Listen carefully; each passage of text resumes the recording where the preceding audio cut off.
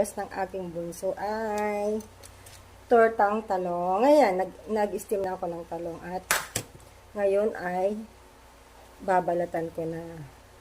Alam niyo ba, mga mamis, na nagpaturo ako kung paano magluto ng tortang talong. Tingnan yung itsura ng talong na binalatan ko. Ayan.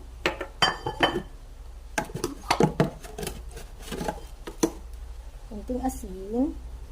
Oh, parang totoo, no? Parang marunong na magluto. Hindi ko alam kung masarap. Bahala na. Pag hindi masarap to, pipunta ko na naman ni dito.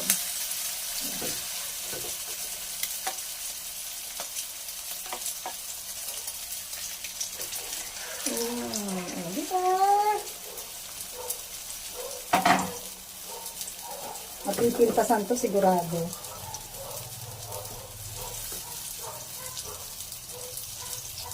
Kasi ako marunong magluto ng tortang talong. Yan na si Calvin, ang ating bunso. Hindi pa ako tapos magluto. Ito na ang aking tortang talong.